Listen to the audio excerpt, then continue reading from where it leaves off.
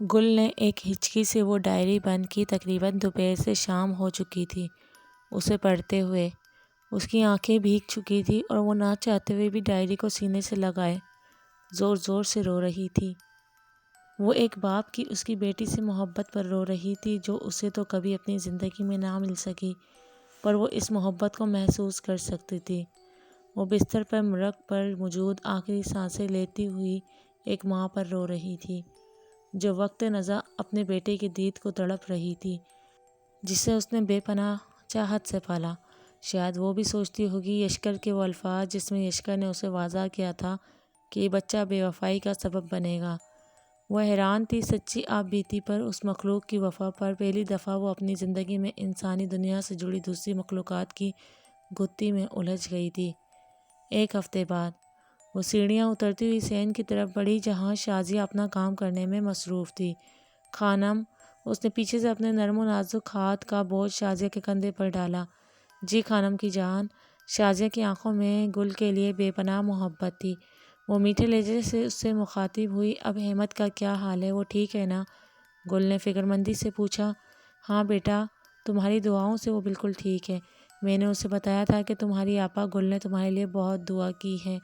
جب اسے پتہ چلا کہ تم نے اس کے علاج معالج کے لیے پیسے دیے ہیں، وہ بہت احسان مند ہوا۔ پتہ ہے بیٹا، وہ صرف 7 سال کا ہے، پر کہتا ہے جب میں بڑا ہو جاؤں گا، خوب کماؤں گا، تو اپنی آپی گل کو ایک بڑی گاڑی لے کر دوں گا۔ شازیہ کے لہجے میں اپنے بیٹے کی کہی ہوئی باتوں کی معصومیت کوٹ کوٹ کر بھری تھی۔ ہاں ہاں ہاں ہاں، گل کا ایک دل فریب سا کیکا فضا میں بلند ہوا۔ اوہ، تو پھر مجھے احمد کے جلدی جلدی جوان ہونے کا انتظار رہے گا، شوخی بھرے لہجے میں اس کے منہ سے پھسلا تھا کہ اچانک اس کے ہاتھ میں موجود اسمارٹ فون پر رنگ ہوئی۔ وہ شازیہ کو آنکھوں کے اشارے سے معذرت کرتی ہوئی چھت کی طرف لپکی۔ کوئی آدھ گھنٹے اپنی ہم جوڑ سہیلی فائزہ کے ساتھ گپ شپ کرتی رہی۔ وہ اب رابطہ منتقل کر چکی تھی۔ شام کے 5 کا وقت عروج پر تھا۔ موسم کافی حد تک خوشگوار تھا۔ سورج آب و غروب ہونے کے قریب ہی تھا، لیکن آسمان میں بخیری اس کی زرد مائل پیلی سی سرخی وہاں اس کے ہونے کا اشارہ واضح کر چکی تھی۔ مدھم ہوا اپنی ہی موج میں مست بادلوں کے اک دک ٹکڑوں کو چھیڑ رہی تھی۔ گل کے ذہن میں کل رات پڑھی وہ تمام آپ بیتی تازہ ہونے لگی۔ وہ کل پڑھے ان الفاظ کے سحر میں اب تک کھوئی ہوئی تھی، چھت پر ٹہلتے ہوئے اپنی ہی کسی دنیا میں گم تھی۔ غیر فطری طور پر چلتے ہوئے وہ اپنی وسیع چھت کے پچھلے حصے تک پہنچ گئی، جو اسٹور روم اور کباڑے کا ایک ڈھیر تھی۔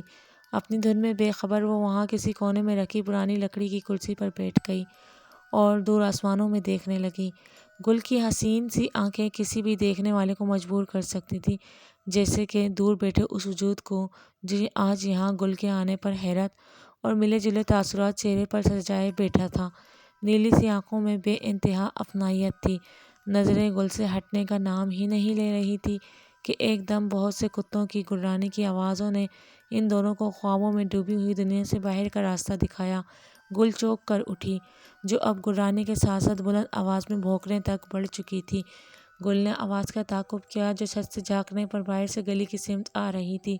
گلی میں جھانکنے پر گل کے چہرے پر فکرمندی کے آثار نمائندہ ہونے لگے، کیونکہ گلی میں 3-4 کتے ایک 5 یا 6 سال کی چھوٹی سی بچی کے راستے کے آگے کھڑے اپنی فطرت دکھا رہے تھے، جبکہ وہ بچی سہمی ہوئی ایک نکڑ پر کھڑی تھی۔ ارے! گل کی آواز پر وہ بچی اب آنکھیں اٹھا کر چھت کی طرف دیکھنے لگی، جہاں سے اس کو آواز کی سمت سنائی دی۔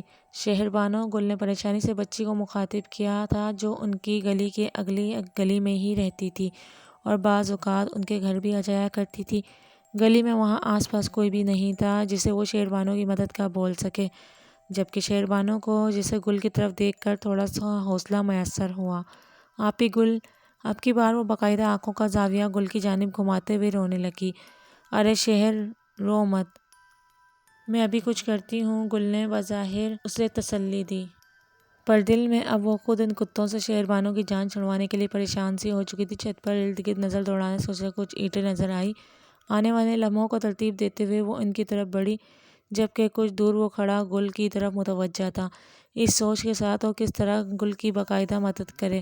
اپنے چاروں جانب دیکھنے پر گل کو چھت پر بجا پڑے ہوئے اینٹ کے ٹکڑے نظر آئے۔ فوراً اپنے ذہن میں لاحقہ عمل لیتے ہوئے اس نے اپنے ہاتھوں میں جتنے ٹکڑے ہو سکے اتنے اٹھا لیے اور جلدی سے باہر کی طرف جھانکا۔ منظر اب بھی جوں کا توں تھا۔ اس نے ایک ایک کر کے وہ ٹکڑے پوری رفتار سے ان کتوں کی طرف اچھالے۔ اپنے پر حملہ ہوتا دیکھ کر کتے زور زور سے بھونکنے لگے، جن میں اب شہربانوں کے رونے کی آواز بھی شامل ہو چکی تھی۔ کچھ دیر بھونکنے کے بعد اب بھی وہ ڈھیٹ بنے وہاں ہی موجود تھے، آگے سے زیادہ غصے کے ساتھ۔ یا خدا، اب کیا کروں میں؟ گل کے چہرے پر ہوائیاں اڑ چکی تھی۔ دور کھڑی سہمی شہربانوں کی پر امید نظریں اب بھی اس پر تھی کہ اچانک انہیں ایک دم سے پھر کتوں کے زور زور سے بھونکنے کی آواز سنائی دی، جو ایک دم سے اب خوفزدہ تاثرات ظاہر کر رہی تھی، جیسے وہ کسی انہونی چیز کو دیکھ کر ڈر رہے ہوں۔ اب کی بار انہوں نے بے ترتیب سے تیز دوڑ لگا دی، جبکہ گل نے حیرت سے شہربانوں کی طرف دیکھا، جیسے پوچھ رہی ہو یہ کیسے ہوا؟ زرنش بھی کہاں ہیں آپ؟ وہ دروازے کو زور سے کھولتا ہوا اندر داخل ہوا۔ سردار یحییٰ سامنے موجود کمزور سے وجود نے بامشکل کھڑے ہوتے ہوئے کہا تھا۔ بیٹھ جائیں محترمہ۔ یحییٰ نے اپنے ہاتھ کے اشارے سے اسے روکا، جس پر وہ پریشانی سے ایک طرف بیٹھ گئی۔ ہماری اوقات کے لائق کوئی خدمت جناب۔ تمام بات کا پتہ ہوتے ہوئے بھی مخالف کو ٹھنڈا کرنے کی ششپنج میں مبتلا تھی۔ ہمارے لائق آپ نے کچھ چھوڑا بھی ہے بی جان؟ یحییٰ نے بامشکل غصے کو ضبط کرتے ہوئے مسکراہٹ اچھالی۔ دیکھو سردار، کہاں میں اس بزرگی کی عمر میں تم سے جھوٹ بولتی پھروں گی؟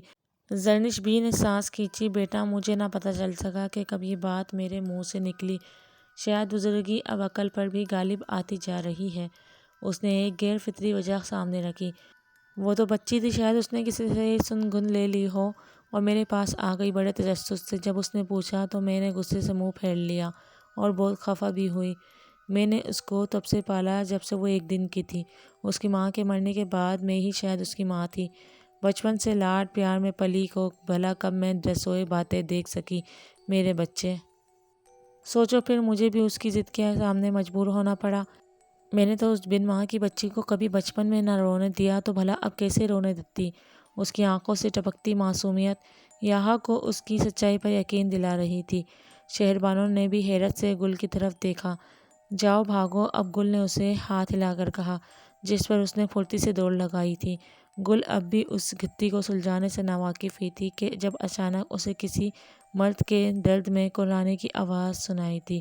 ایک پل کے لیے تو وہ جیسے گھبرا کر آواز کا تعین کرنے پر اسے یہ پچھلی سمت اسٹور روم سے آتی سنائی دی۔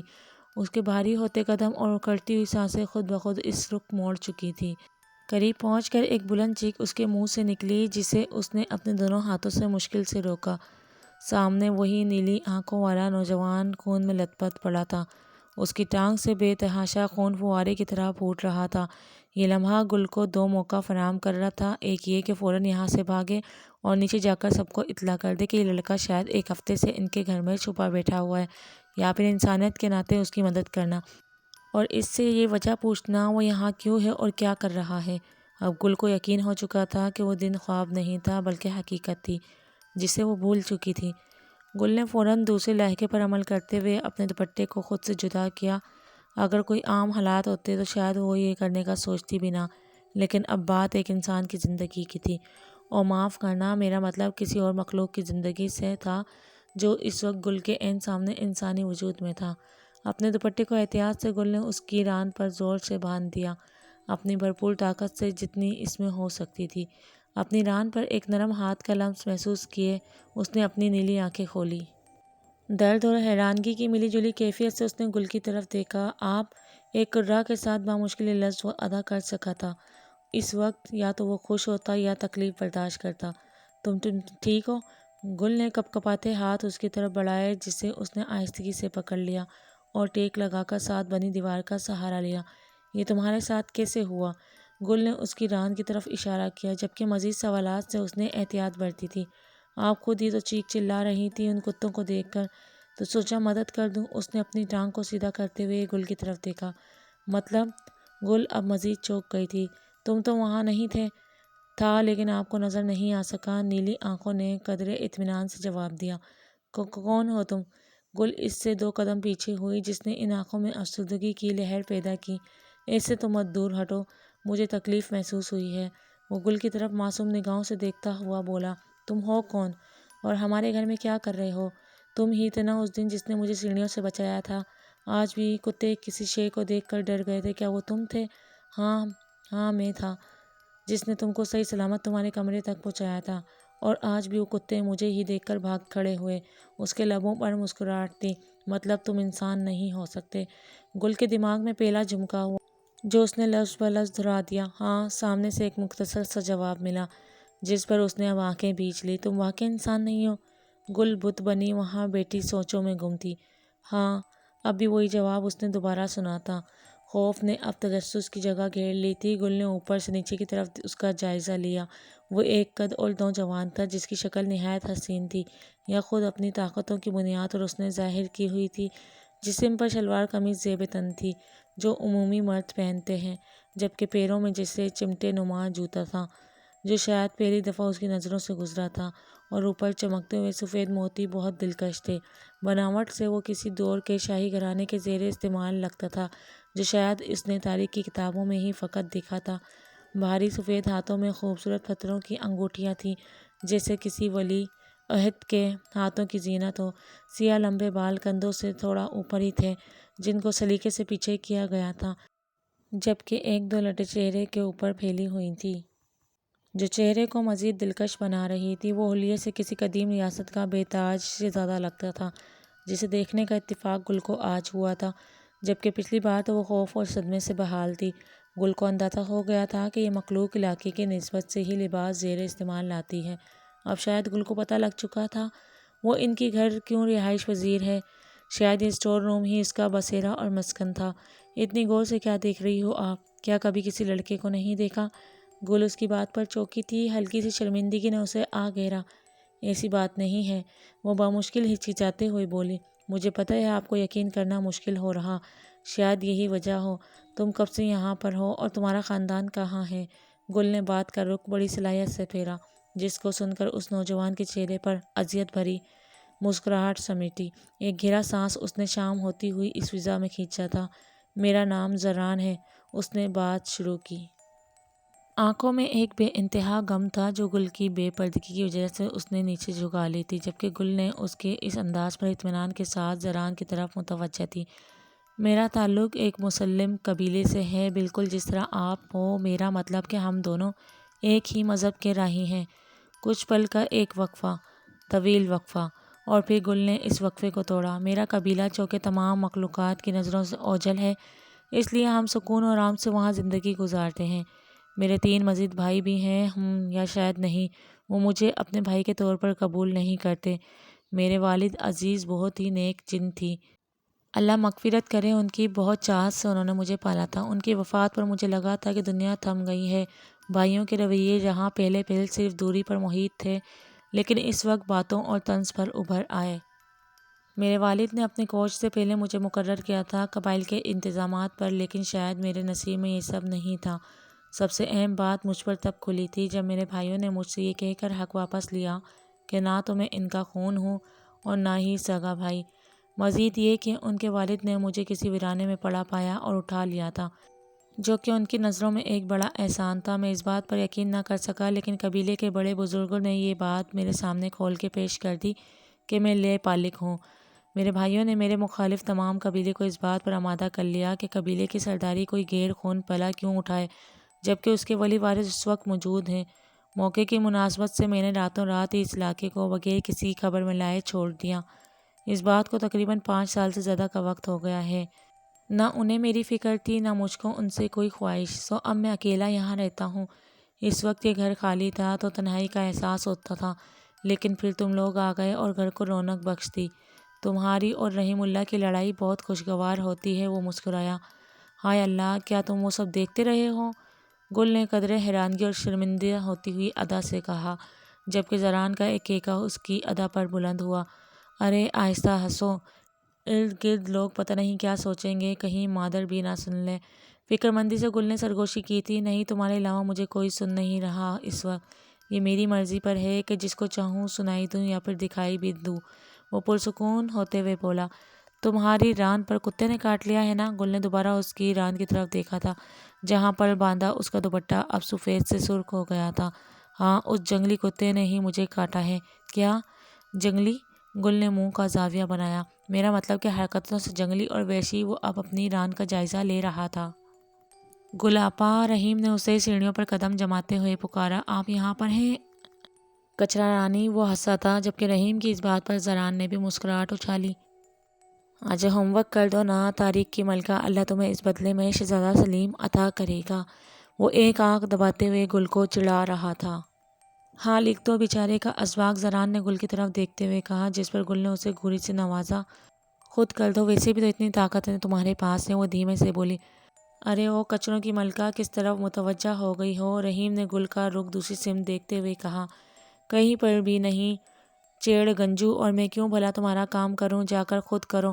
وہ سر ہلاتے ہوئے بولی، اچھا چلو نیچے تو آ جاؤ۔ پیاری آپا، مغرب کا وقت ہو گیا ہے اور آپ بغیر پردے کے چھت پر بیٹھی ہو، کوئی جن ون فدا ہو گیا تو بڑی مشکل نہ ہو جائے۔ اپنے بالوں میں ایک عدد سے ہاتھ پھیرتے ہوئے رحیم نے مزید اسے تپایا، اگر کوئی بھی ہو گیا تو پہلے تم سے ہی نجات مانگوں گی۔ ارے بس بھی کر جاؤ شہزادی، اور اب چلے جاؤ نیچے، زران نے گل کے کان کے قریب سرگوشی کی تھی۔ اچھا، جبکہ گل نے لمبا سا الفاظ کھینچا۔ سیڑھیوں سے اترتے ہوئے اس نے موڑ کر زران کی طرف دیکھا، جو اسے مسکراتے ہوئے ہی دیکھ رہا تھا۔ یہ سب گل کے لیے ایک خوبصورت لمحہ تھا۔ مغرب کی ہوتی اذان پر وہ رحیم کے ساتھ تیزی سے نیچے داخل ہوئی، جبکہ زران سیاہ حویلی کی شکل اختیار کیے آسمانوں کی طرف بلند ہوا۔ دنیا بھر کی بے شمار مخلوقات آسمانوں پر بلند تھیں، جنہیں وہ دیکھ سکتا تھا۔ کچھ جنات اپنے بچوں کے ہمراہ زمین پر اترے، جس نے اس کے دل میں ایک چوٹ اجاگر کی۔ کیا میں اتنا ہی بوجھ تھا جو مجھے میرے ماں باپ پھینک کر چلے گئے؟ کیا میں اتنا بے معنی تھا؟ وہ خود سے سوال کر رہا تھا، جو اس کے لیے باعث اذیت بنتے جا رہے تھے۔ اس کے دل میں اپنے والدین سے نفرت کے علاوہ اور کوئی رشتہ نہیں تھا جو اسے اپنے اصل قبیلے کی تلاش کی جانب متوجہ ہونے نہیں دے رہا تھا۔ اچانک گل کا چہرہ اس کی آنکھوں کی زینت بنا، اور وہ آج ہوئی اس ملاقات کے بارے میں سوچنے لگا۔ کتنا حسین پل تھا جب وہ میرے روبرو تھی۔ اس کا آنچل اب میرے وجود کے ساتھ بندھا ہوا ہے۔ وہ مسکرا دیا تھا۔ اسے اس بات پر یقین کرنا مشکل ہو رہا تھا، بالکل جیسے گل کو ایک حسین تحفہ۔ اس کے دماغ میں ایک کھنکی ہوئی، گل کے لیے ایک حسین تحفہ ہو جائے۔ وہ زیر لب بڑبڑایا اور تیزی سے دوسری جانب رخ کیے مڑا، جبکہ اس کے تیزی سے مڑنے پر وہ ایک وجود سے ٹکرایا۔ اوہ معاف کرنا، جلدی میں تھا۔ پیچھے مڑے بغیر وہ بے تکلفی سے کہتے ہوئے بولا، جبکہ وہ غور سے اسے جاتا دیکھ رہا تھا، کیونکہ اسے زران میں سے اپنے قبیلے کی مخصوص خوشبو محسوس ہوئی۔ وہ احتیاط کے ساتھ اسی تیز رفتار میں زران کے پیچھے لپکا۔ شاید اس کی سالوں کی محنت آج اسے ملنے والی تھی، جس کے لیے وہ اور سردار یہاں کے باقی ہمراہ سپہ سالار خوار ہوتے پھر رہے تھے۔ وہ آج صبح ہی اس علاقے میں داخل ہوئے تھے۔ انہیں شاید یہ نہیں پتہ تھا منزل کی خوشخبری آج شام ہی اپنا رواداری سنا دے گی کہ اب بس کرو، اس محنت کو پھل تیار کھڑا ہے۔ یا پھر شاید یہ بھی ہو سکتا ہے کہ محض ایک اتفاق ہی ہو۔ وہ برابر زران کا پیچھا کر رہا تھا بغیر اس کے علم میں لائے۔ کیا ابھی تک ناراض ہو؟ یشکر نے جہاز سائز صوفے پر آڑی ترچھی لیٹی ہوئی اوج کے بالوں میں ہاتھ پھیرنا شروع کیا۔ نہیں، بھلا آپ سے ناراض ہونے کی ہمت ہو سکتی ہے مجھ سے؟ وہ منہ میں سے ہلکا سا جواب دیتی مزید سمٹی تھی۔ یشکر کو پتہ تھا کہ یہ اس کی ناراضگی ظاہر کرنے کا انداز ہے۔ اچھا چلو ٹھیک ہے، سوچ رہا ہوں تمہارا نکاح کروا دیا جائے۔ شاید والد سے اب دور رہنا چاہتی ہو؟ یشکر نے کمان سے تیر کھینچا۔ نہیں، وہ زور سے بولتے ہوئے یشکر کے ساتھ لپکی، میں ابھی بہت کم عمر ہوں۔ اب باقاعدہ اپنے ہاتھ سے یشکر کو ہلکا ہلکا کمر میں رسید کر رہی تھی۔ اچھا بھی معاف کر دو اپنے والد محترم کو۔ وہ کھلکھلا کر ہنس پڑا۔ حضور، خوشی سے چہکتے ہوئے حاتم کی آواز اس سے سنائی دی، جو کہ اس کا ہم راز سپہ سالار تھا۔ معافی چاہتا ہوں جناب، وہ مسکراتا ہوا بولا۔ یوں فوراً بغیر اجازت نہیں آنا چاہتا تھا، اس لیے گستاخی معاف، لیکن ایک انتہا کی خوشخبری لایا ہوں۔ یہ سن کر یشکر تیزی سے اس کی طرف لپکا۔ وہ مل گیا۔ وہ بے یقینی سے حاتم کی نگاہوں کی طرف جھانکتے ہوئے کہنے لگا، جبکہ حاتم نے آنکھوں کے اشارے سے اسے ہاں کیا، آئیے حضور۔ وہ باہر ہی شاہی برجم صحن نما کمرہ جو مہمانوں کے لیے مخصوص میں ہے۔ وہ تیزی سے چلتے ہوئے وہاں پر پہنچے، جبکہ پیچھے اوج کو نہ ختم ہونے والی سوچ میں چھوڑ دیا۔ ایسا کون سا خاص مہمان ہے؟ وہ سوچتی ہوئی اپنے باپ کے پیچھے لپکی۔ برجم میں پہنچ کر سامنے ہی وہ کھڑا ہوا نظر آیا، جو بالکل تشمیم کی ہو بہو تھا۔ یہ کیا بدتمیزی ہے جناب، آپ کے سپاہی مجھے غلطی سے یہاں۔ اس سے پہلے کہ وہ بات مکمل کرتا، یشکر نے تیزی سے اسے گلے لگا لیا۔ برخوردار، داڑھی سفید ہو گئی تمہیں تلاش کرتے کرتے، اور تم ہو کہ ہمیں غلطی کا احساس دلوا رہے ہو۔ ہاں، مجھ سے بہت سی غلطیاں ہوئی ہیں، اس لیے مجھے معاف کر دو بیٹا۔ میں تمہاری ماں اور باپ کا قاتل ہوں، مجھے سزا دو میری جان، میں تمہیں ویرانے میں پھینک کر آنے والا ہوں، مجھے بھی ویسے ہی کسی ویرانے میں پھینک آؤ۔ وہ زاروں قطار رو رہا تھا، جسے دیکھتے ہی اس کے ارد گرد کھڑے حاتم اور باقی خفیہ سپاہ سالار بھی آنسوؤں سے بھری آنکھوں کو صاف کرنے لگے تھے۔ بیٹا معاف کر دو اپنے ماموں جان کو، ان کی آدھی زندگی اس پچھتاوے سے اور آدھی تمہاری تلاش میں گزر چکی ہے۔ ہم برسوں سے تمہیں تلاش کر رہے ہیں، آج ہماری تلاش کا صلہ انہیں معاف کر کے دے دو۔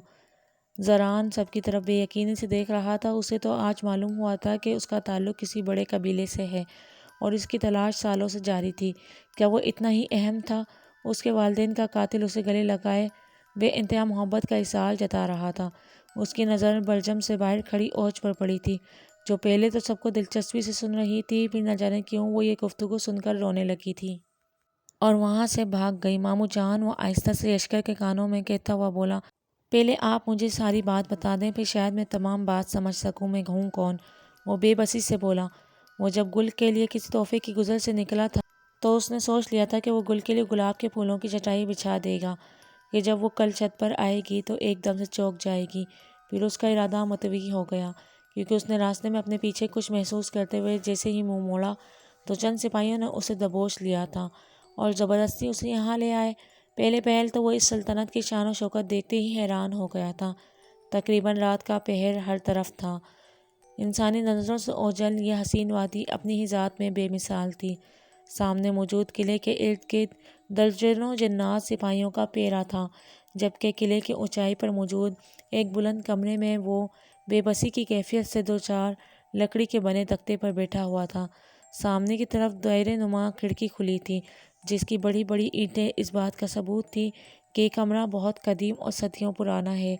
جالی کے بنے عمدہ سفید پردوں پر چاند کی روشنی اور ارد گرد موجود چنبیلی کے دراز گملوں میں سے مچلتی ہوئی شاخیں اور سرسبز پتے ان پھولوں کی خوشبو کے ساتھ ساتھ ماحول کو اور دل فریب بنا رہے تھے۔ لیکن وہاں موجود وہ افراد شاید اس رونق بخش منظر سے بے نیاز اپنی اپنی سوچوں میں مگن تھے۔ ایک گہری خاموشی کے بعد وہ دھیمے سے بولا، مجھے آپ نے تمام رضا سنا دی ماموں جان، میں آپ سے خفا نہیں، بس یہ سمجھتا تھا کہ میرے والدین کیا اتنے بے حس تھے جو انہوں نے مجھے یوں چھوڑ دیا، لیکن آج حقیقت معلوم ہوئی ہے کہ آپ نے ہی انہیں اس قابل نہیں چھوڑا کہ مجھے چھوڑ سکتے۔ اس بات پر یشکر نے جیسے اذیت سے سر جھکا لیا تھا، جس سے زران نے بھی محسوس کیا تھا۔ آپ نے مجھے ویرانے میں چھوڑ دیا، اس کے بعد کیا ہوا وہ سب میں آپ کو بتا چکا۔ شاید اللہ کو یہی منظور تھا۔ میری ماں نے بہت مشکل زندگی گزاری، افسوس رہے گا اس بات کا۔ وہ بچہ کیا اب زندہ ہے جسے میری ماں اٹھا لائی تھی؟ اس نے تجسس سے پوچھا۔ نہیں میرے بیٹے، وہ تو سالوں پیچھے ہی اس دنیا سے رخصت ہو گیا تھا، اسے سرطان ہو گیا، بہت تکلیف میں تھا وہ۔ جس نے بھی تشمیم کو اذیت دی، قدرت نے بھی اسے اذیت سے دوچار کیا۔ مجھے بھی میری سزا بتا دو بیٹے، وہ پر امید نظروں سے زران کی طرف دیکھ کر بولا۔ سالوں سے آپ ذہنی اذیتوں سے دوچار ہیں، نہ دن کو سکون میسر تھا نہ رات کو، اس سے بڑی سزا میں آپ کو کیا دوں؟ وہ مسکراتا ہوا اب باہر چاند کو دیکھ رہا تھا، جسے چاند بھی اس کے فیصلے پر خوش ہو۔ بیٹا تمہاری ضرف تمہاری ماں جیسی ہے، وہ زران کی طرف دیکھتے ہوئے بولا۔ میں تو پورا اپنی ماں جیسا ہی ہوں، شکل سے بھی اور کردار سے بھی۔ زران کی گھومتی ہوئی نظریں دیوار کے عقب پر نصب اپنی ماں کی تصویر پر پڑی، چونکہ یہ تشمیم کا ہی کمرہ تھا اور حقیقت جاننے کے بعد وہ اپنی ماں کے کمرے میں جانے پر بازد تھا۔ اس لیے تو شاید آپ مجھے ڈھونڈتے رہے، وہ بے فکری سے بولا، جیسے اب اسے سامنے بیٹھے شخص سے کوئی ہچکچاہٹ نہ ہو۔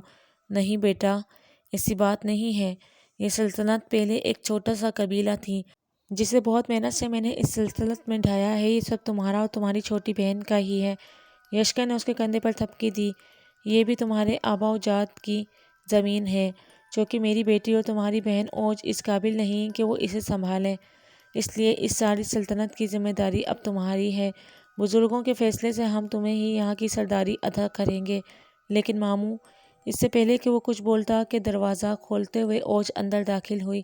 آ جاؤ میرا بچہ، یشکر نے اسے گلے لگاتے ہوئے ماتھے پر بوسہ دیا۔ دیکھو اپنے بھائی سے ملو۔ وہ اوج کا ہاتھ تھامتے ہوئے اسے زران کے قریب تخت پر لے آیا۔ بھائی، اوج نے اپنی میٹھی سی آواز میں اسے مخاطب کیا، جبکہ زران اب کی بار اسے گلے لگا چکا تھا۔ وہ رشتوں کے پیار سے محروم تھا، آج اسے اپنے باپ کی صورت اور بہن کی صورت میں ماموں زاد مل چکی تھی۔ کل سے میں یہ ریاست سنبھالنے کے لیے تیار ہوں ماموں جان۔ اوج کے بالوں کو سلاتے ہوئے یشکر سے مخاطب ہوا۔ کل صبح قبیلہ سوگ کے سردار عتیل اور ان کے دونوں بھائی بھی ہمراہ ہمارے دربار میں موجود ہوں۔ وہ اپنا فیصلہ سنا کر اوج کو گود میں اٹھائے ہوئے کھڑکی کی طرف چل پڑا۔ دیکھو گڑیا چاند، کھڑکی سے باہر چاند کی طرف اشارہ کرتے وہ اوج سے مخاطب ہوا تھا۔ بھائی میں گڑیا نہیں ہوں، 13 سال کی ایک جیتی جاگتی لڑکی ہوں۔ وہ زران کے دائیں گال پر مہر محبت ثابت کرتے ہوئے بولی، جبکہ یشکر ان دونوں کی طرف دیکھ کر مسکرایا۔ یہ وہ مسکراہٹ تھی جو بہت سالوں پہلے اس سے روٹ چکی تھی۔ گل اپنے کمرے میں بیٹھی رحیم کے اسباق لکھنے میں مشغول تھی جب اس کی نظر سامنے پڑی اس ڈائری پر گھومی۔ ذہن پر زور دیتے ہوئے وہ جس سے کچھ یاد کرنے لگی۔ شاید تشمیم کا بچہ زران ہی ہو۔ وہ ایک دم سے اٹھی اور سیڑھیوں کی طرف چلنے لگی۔ چھت پر پہنچ کر وہ ارد گرد دیکھنے لگی اور پھر آہستہ سے چلتے ہوئے اسٹور روم کی طرف مڑی۔ زران، کیا تم یہاں پر ہو؟ اس نے ہلکی سی آواز سے پکارا تاکہ کوئی اور نہ سن لے۔ زران، ایک دو دفعہ اس کا نام لینے پر بھی کوئی جواب نہ ملا تو گل نا امید سی ہو گئی اور واپس جانے کے لیے پلٹی۔ لگتا ہے شاید وہ کہیں گیا ہوگا۔ کمرے میں پہنچ کر اس نے سارا کام مکمل کیا اور بستر پر لیٹ گئی۔ شاید وہ اب واپس چلا گیا ہو۔ گل نے ایک اذیت بھری سوچ کو اپنے دماغ سے جھٹکا۔ شاید وہ مجھے نظر آ گیا تھا، اس لیے اب وہ مزید یہاں نہ رہنا چاہتا ہو۔ ایک اور نظریے نے اسے آ گھیرا تھا۔ آج کی شام جتنی حسین تھی، رات میں اس کا انتظار اور طویل ہوتا جا رہا تھا۔ نیند جیسے گل کی آنکھوں سے کوسوں دور تھی۔ صبح ریاست کے تمام معززین دربار میں موجود تھے۔ سب طرف یہ خبر آگ کی طرح پھیل چکی تھی کہ تشمیم کا بیٹا زندہ سلامت قلعے میں موجود ہے۔ آج سارا دن ان کا نئے آنے والے سردار کے استقبال کی تیاریوں میں گزرا تھا۔ یشکر نے تمام ریاست کے سامنے زاران کو اپنا جانشین مقرر کیا تھا۔ ریاست کی نوجوان لڑکیاں دور دور سے ہی کھڑی زاران کو نگاہیں باندھے دیکھنے میں مصروف تھیں۔ سرداری اب زاران کے ہاتھ میں تھی۔ اوج کو اس کا اکلوتا بھائی مل چکا تھا، جیسے زاران کے آنے پر اس کی زندگی بہت سی بدل گئی تھی۔ یشکر کے باقی بھائی بھی اپنی آل و اولاد کے ساتھ موقع پر موجود تھے اور قانون کے تحت کسی کو بھی کوئی اختلافات کا حق حاصل نہ تھا کہ سردار جسے چاہے اس کو اپنا جانشین مقرر کرے۔ اس لیے آپس میں چگا مگویوں سے ہی دلوں کو سکون دیا جا رہا تھا۔ انہیں یشکر کی قسمت پر رشک آ رہا تھا کہ اتنے سالوں دوری اور قانون و نظام کا تجربہ نہ ہونے کی وجہ سے بھی اس کی سرداری کے درمیان خلل پذیر نہ ہو سکی تھی۔ سردار زران باہر سوگ کے قبیلے کے معززین سردار عتیل اپنے بھائیوں کے ساتھ تشریف آور ہیں۔ ایک سپاہی نے دربار میں حاضر ہو کر زران کو پیغام پہنچایا، انہیں تھوڑی دیر باہر ہی کھڑا رکھیں۔ اس نے ایک معنی خیز مسکراہٹ کے ساتھ سپاہی کو ہاتھ سے واپس جانے کا اشارہ کیا۔ کتنی دیر ہو گئی ہے ہمیں بھائی عتیل، کیا ہماری یہاں کوئی حیثیت اور مرتبہ بھی ہے کہ نہیں؟ ساتھ کھڑے تریب نے کہا۔ خاموش رہو تریب، تمہاری یہ فضول باتیں مجھے غصہ دلا رہی ہیں۔ وہ اپنے چھوٹے بھائی پر دھاڑا۔ بالکل درست ہی تو کہہ رہا بھائی، انہوں نے تو ہمیں ملازم سمجھ رکھا، آدھ گھنٹے سے یہاں کھڑے ریاست کے نظارے لے رہے ہیں۔ اپنے بڑے بھائی کی کہی ہوئی بات کو ٹوکتے ہوئے اب قتیل نے کہا، وہ پچھلے آدھے گھنٹے سے دروازے کے پار کھڑے اندر جانے کا انتظار کر رہے تھے، جبکہ اپنے قبیلے میں تو وہ ایک معزز ہستی سے کم نہیں تھے۔ تم دونوں اپنی بکواس بند کر رکھو۔ اب جہاں ہم کھڑے ہیں وہ جنات کی ریاستوں میں سے ایک عظیم اور طاقتور ریاست ہے۔ ہمارے جیسے ہزاروں کیا لاکھوں قبیلے بھی اس پر حملہ نہیں کر سکتے۔ یہاں کے سردار بہت طاقتور اور قانون کے سخت ہیں۔ ہمارے لیے یہی بڑی بات ہے کہ انہوں نے ہمیں اپنے ہاں مدعو کیا ہے۔ کیا کچھ خاص باتیں یہاں پر آج؟ قتیل نے ایک اور سوال داغا تھا۔ ہاں، یہاں پر ان کے جانشین کی سرداری کا یوم مقرر ہے، سو اس لیے ہی اتنا جشن کا سماں ہے۔ عتیل نے اپنے سر پر موجود شاہی درخت پگڑی نما جو سرداری پر پہنائی جاتی ہے کو سیدھا کرتے ہوئے کہا، جناب سردار نے طلب کیا ہے۔ ایک ملازم نے آ کر بھاری آواز میں ان تینوں کو مخاطب کیا۔ وہ تینوں چلتے ہوئے اب قلعے کے اندرون حصے میں پہنچ گئے تھے۔ آپ کو مہمان خانے میں رکنے کا حکم ہے جناب، ملازم نے مہمان خانے کا وسیع دروازہ کھولتے ہوئے کہا۔ جی شکریہ، عتیل نے سامنے پڑی لکڑیوں کی کرسیوں پر بیٹھتے ہوئے کہا، جبکہ قتیل اور تریب نے بھی اس کے ساتھ نشست سنبھالی تھی۔ ان کے بیٹھتے ہی درجن بھر کنیزیں ہاتھوں میں کھانے کے بڑے بڑے تھال پکڑے حاضر ہوئیں۔ جب تواضع کا حق دیجیے، ایک کنیز نے سامنے بڑھتے ہوئے برتنوں کو بڑے سے میز پر ترتیب سے لگانا شروع کیا۔ ارے واہ! طریب کے منہ سے بے اختیار پھسلا تھا اتنی لوازمات کو اپنے سامنے پیش ہوتے دیکھ کر، جبکہ اس کی اس حرکت پر قطیر اور عتیل نے غصے سے اسے گھورا۔ پاس کھڑی کنیزوں نے ہنستے ہوئے ایک دوسرے کی طرف اشارہ کیا۔ 3 دن ہو گئے تھے گل روز اسٹور روم کی طرف زاران کو دیکھنے آتی تھی، پر وہاں بے شمار آوازیں دینے کے بعد بھی زاران اس کے سامنے نہیں آیا تھا، جس سے وہ بہت مایوس ہو چکی تھی۔ آج موسم ابر آلود تھا، ہر طرف سیاہ گھنے بادل چھائے ہوئے تھے، جن میں سے بارش کی بوندیں نکل کر زمین کی طرف گرنے کے لیے بے چین تھیں۔ وہ اپنا عبایا پہن کر ارد گرد شال لپیٹ کر سامنے رکھے بڑے شیشے میں خود کا جائزہ لے رہی تھی۔ اپنے گلابی بیگ کو کندھوں پر لٹکائے وہ پاس ٹیبل پر پڑی ڈائری اٹھا چکی تھی۔ آج میرا تمہارے ساتھ آخری دن ہے، اس نے دل میں سوچا۔ اسے آج وہ ڈائری واپس کرنے جانا تھی۔ گھر سے نکلتے ہوئے وہ بس میں سوار ہوئی۔ ہلکی ہلکی بوندا باندی شروع ہو گئی تھی۔ بس کی سائیڈ ونڈو پر وہ بیٹھی باہر کے نظارے میں مشغول تھی۔ گلاس ونڈو پر پڑتی ہوئی پانی کی بوندیں اب قطار کی صورت اختیار کر چکی تھی۔ اسے رہ رہ کر اپنی اور زاران کی ملاقات یاد آ رہی تھی۔ کچھ دیر بعد وہ لائبریری کے باہر کھڑی تھی۔ ڈائری اس نے اپنے سینے میں بھیج دی تھی تاکہ وہ گیلی نہ ہو جائے۔ دروازہ کھولتے ہی وہ ناول اور پرانی کتابوں کے بلاک میں داخل ہوئی۔ کیسی ہیں آپ میم روبینہ؟ گل نے وہاں کی انچارج کو مخاطب کرتے ہوئے پکارا، جو کسی لڑکی سے محو گفتگو تھی۔ لڑکی کے بال گولڈن ڈائی تھے اور اس نے ویسٹرن لباس پہنا ہوا تھا۔ اس کے ساتھ کوئی 5 یا 6 سال کا چھوٹا بچہ بھی تھا۔ اس کا لباس اس بات کی عکاسی کر رہا تھا کہ وہ پاکستان کی رہنے والی نہیں ہے۔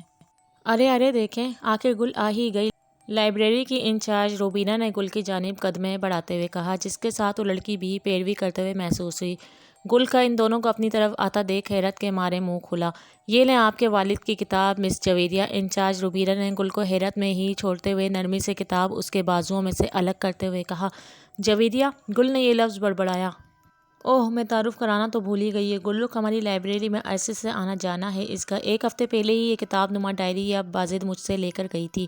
روبینہ نے گل کو کاندھے سے تھماتے ہوئے مسکرا کر کہا۔ Nice to meet you Gul, I am Javeria. سامنے کھڑی اس لڑکی نے اپنا ہاتھ بڑھایا تھا جسے سوچوں میں گل نے اب تھام لیا تھا۔ جی مجھے پتہ ہے، آپ کا نام اس ڈائری سے پڑھا تھا۔ گل نے جویریہ کے ہاتھ میں پکڑی ڈائری کی طرف اشارہ کیا تھا۔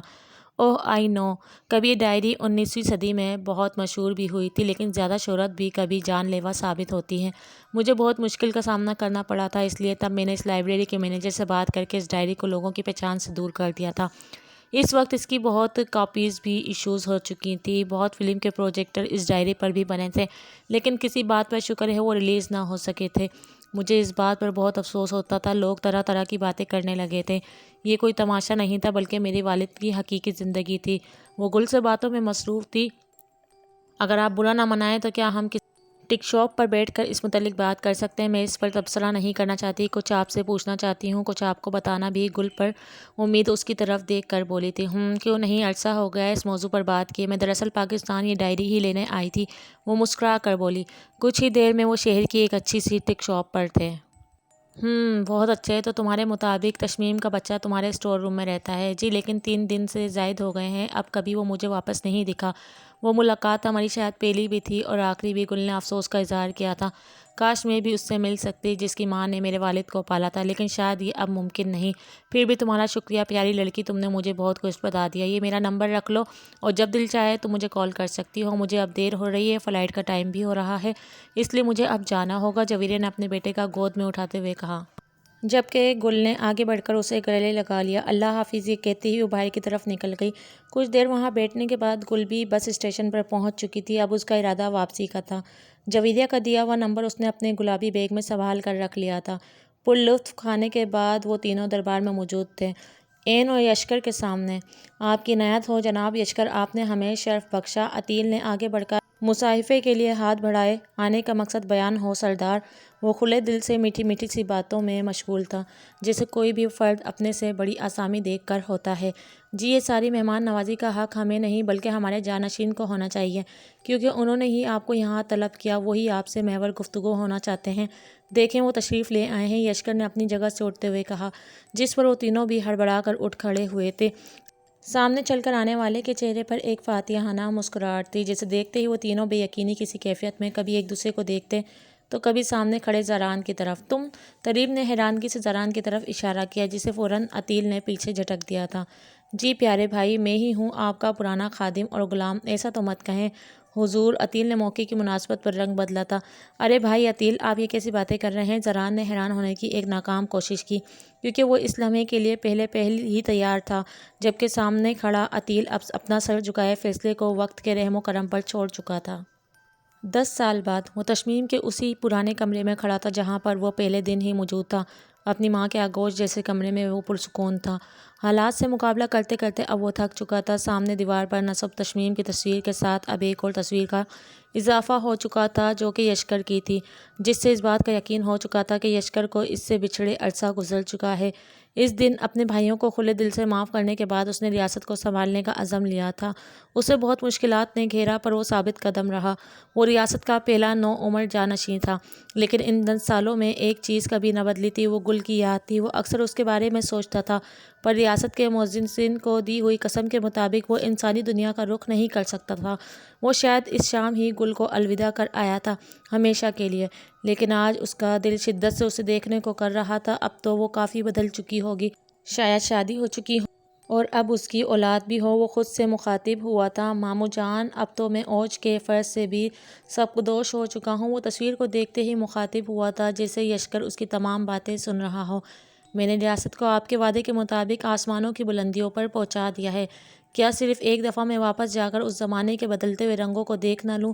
یہ کہتے ہی وہ وہاں سے غائب ہو چکا تھا۔ 10 سال بعد وہ اسی جگہ پر موجود تھا جہاں کبھی اس نے اپنی زندگی کے 5 سال گزارے، جہاں کبھی وہ گل کو دیکھتا ہوتا تھا۔ وہ حسین لمحے، گل اور رحیم کی لڑائی اور کہکوں کی آواز آج تک اسے نہ بھولی تھی، لیکن اب اس گھر پر ایک بہت بڑی کوٹھی تعمیر تھی۔ اب وہ اسٹور روم بھی وہاں سے ختم ہو چکا تھا۔ وہ آہستہ سے سیڑھیاں چڑھتا ہوا برآمدے میں پہنچا جو حال نما سا تھا۔ ہر طرف خوبصورت سامان آراستہ تھا جو مہنگا دکھائی دے رہا تھا۔ شاید گل کے گھر والوں نے ان 10 سالوں میں کافی ترقی کر لی تھی۔ ارد گرد بہت سے ملازم کام کاج میں مصروف تھے کہ سامنے کمرے سے ایک چھوٹا سا بچہ اچھلتے ہوئے باہر لان کی طرف بھاگا۔ زران نے اس کا تعاقب کیا اور پیچھے چل پڑا۔ وہ ایک وسیع گھاس نما باغ جیسا لان تھا جہاں کرسیاں ترتیب سے رکھی ہوئی تھیں، ارد گرد پودے اور درختوں کی بھرمار تھی اور سامنے چھوٹا سا موضوعی تالاب بنایا گیا تھا جس میں رنگ برنگی مچھلیاں تیر رہی تھیں۔ بابا، میرے بابا آ گئے! اچانک اسے وہی بچہ گیٹ کے پاس نظر آیا۔ گیٹ کا دروازہ کھولتے ہی ایک چمچماتی گاڑی داخل ہوئی۔ پورچ میں رکی گاڑی میں سے ایک خوبصورت سا نوجوان نکلا جس نے بچے کو اٹھا کر چوما۔ جیسے ہی نوجوان نے دوسری طرف رخ کیا تو اس کا چہرہ دیکھ کر زران کے چہرے پر مسکراہٹ آ گئی۔ وہ رحیم اللہ تھا جسے اس نے تب شاید 19 سال کی عمر میں دیکھا تھا۔ وہ کافی بدل چکا تھا، اب وہ ایک نوجوان سا مرد تھا، لیکن ابھی تک اسے گل کہیں بھی نظر نہیں آئی۔ شاید وہ اب نکاح کر کے اس گھر سے رخصت ہو چکی تھی۔ زران کو آنے میں کافی دیر ہو چکی تھی۔ اچانک اس بچے نے اونچا اونچا روتے ہوئے رحیم کی گود سے اچھلنا شروع کر دیا۔ آپ گندے بابا ہو، مجھے آپ سے بات نہیں کرنی۔ پھوپھو کیوں نہیں آئی ہیں؟ مجھے حبیب کے ساتھ کھیلنا بھی تھا۔ بچہ، ان کی فلائٹ آج شام پاکستان پہنچے گی۔ گل آپا شام ہی یہاں آ سکتی ہیں، پھر آپ کھیل لینا حبیب کے ساتھ جتنا مرضی۔ وہ 3-4 دن یہاں رکیں گی۔ گل کے نام پر زران چونک گیا۔ شاید یہاں آنے پر اس کی محنت ضائع ہونے سے بچ گئی۔ آج شام ہی وہ گل کو یہاں دیکھ سکتا تھا۔ وہ دعائیں میں تحلیل ہو کر گھر کے کسی کونے میں آرام کی گزر سے اڑا تھا۔ تقریباً شام 5 بجے دروازے پر دستک ہوئی جسے فوراً اس معصوم بچے نے ہی کھولا۔ شاید اسے اپنے پھوپھی زاد کے آنے کا بے صبری سے انتظار تھا، جیسے زران کو گل کا۔ وہ بھی کب سے دروازے پر نگاہیں جما کر بیٹھا ہوا تھا۔ شاید انتظار بھی اس پر اب رحم کھا چکا ہو۔ اچانک دروازہ کھلتے ہی ایک جوان لڑکا ہاتھ میں بچہ اٹھائے اندر داخل ہوا۔ اس چھوٹے بچے نے اپنی باپ کی گود سے چھلانگ لگائی اور سامنے کھڑی رحیم اللہ کے بیٹے کے پاس پہنچ گیا، جس پر پیچھے آتے ہوئے رحیم اللہ کا کہکا بلند ہوا، کیسے ہو عفان بھائی؟ اور میری نکچڑی بہن کہاں ہے؟ کیا اس چڑیل کے ساتھ گزارا وزارا ہو رہا ہے؟ رحیم اللہ نے اپنے بہنوئی کو گلے لگاتے ہوئے شرارت سے کہا تھا۔ رک جاؤ تم چپڑ گنجو، تمہارے ہاتھ توڑنے پڑیں گے۔ پیچھے سے آتی گل کی آواز نے انہیں دروازے کی طرف متوجہ کیا، جس پر زران کا دل زور سے دھڑکا۔ گل اندر داخل ہوئی اور رحیم پر بلی کی طرح ٹوٹ پڑی، جیسے وہ اکثر نوعمری کے دنوں میں کرتی تھی، جبکہ رحیم بھاگنے لگا۔ ارے دیکھو ماما کو! گل کے بیٹے نے اپنے کزن کو اپنی ماں کی بچکانہ حرکتوں کی طرف متوجہ کروایا، جبکہ زران اب بھی یکٹک گل کی طرف ہی دیکھ رہا۔ وہ بالکل پہلے جیسی ہی تھی، لیکن فرق اب عمر کا بھی تھا۔ جب زران نے اسے دیکھا تھا وہ ایک نوعمر شوخ و چنچل لڑکی تھی، لیکن اب وہ اپنی عمر کے اس حصے میں تھی جب انسان بھرپور جوان سا ہوتا ہے۔ رحیم کے پیچھے بھاگتے ہی وہ سیڑھیوں کے قریب سے گزرے جہاں وہی خوشبو گل کے نتنوں سے ٹکرائی تھی جو کبھی اس نے پہلے کبھی محسوس کی تھی۔ زران، ایک نام جو ان 10 سالوں میں وہ نہیں بھولی تھی، اس کے منہ سے پسلا۔ وہ چونک کر گل کی طرف متوجہ ہوا تھا جو شاید اس کے وجود میں سے آتی ہوئی مہک سے ایک دم رکی تھی۔ اس کا مطلب وہ زران کو ابھی تک نہیں بھولی تھی۔ یہ سوچ کر وہ بے انتہا خوش ہو چکا تھا، لیکن فوراً وہاں سے ہوا میں تحلیل ہو گیا تھا۔ آپا، آپ ٹھیک تو ہو؟ رحیم نے گل کو کندھوں سے تھما۔ ہاں میں ٹھیک ہوں، وہ غیر فطری انداز میں بولی۔ چلیں آپا، آپ لوگ کافی تھک چکے ہوں گے۔ آخر اتنا لمبا سفر جو تھا۔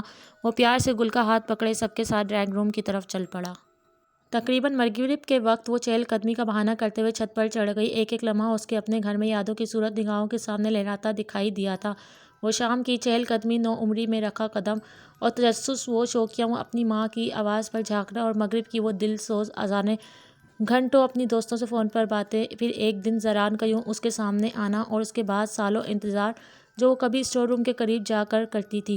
وہ ایک ملاقات اس کی زندگی کی سب سے حسین ملاقات میں سے تھی۔ فقط ایک ملانا بھی کیا، انسان کو چاہت کے ایک نہ ختم ہونے والے پچھتاوے میں ڈھا دیتا ہے۔ زران ایک سسکی کے ساتھ وہ یہاں کبھی بنے ہوئے اسٹور روم کی طرف رخ کیے اس کو پکار رہی تھی۔ جی میری پیاری دوست۔ اسے بدلے میں ایک دم سے وہی مہک اور آواز سنائی دی تھی۔ زران اب کی بار پکارے جانے میں حیرت اور خوشی شامل ہو چکی تھی۔ میرے سامنے آؤ، اس نے جیسے حکم دیا تھا، اور فوراً اس کے حکم پر وہ سامنے حاضر ہو بھی گیا تھا۔ وہی خوبصورت چہرہ جسے گل نے اپنی آنکھوں میں محفوظ کر رکھا تھا۔ کوئی بھی تو تبدیلی نہیں ہوئی تھی اب تک۔ بے یقینی سے کچھ لمحات ایک دوسرے کو دیکھنے میں ہی صرف ہوئے تھے۔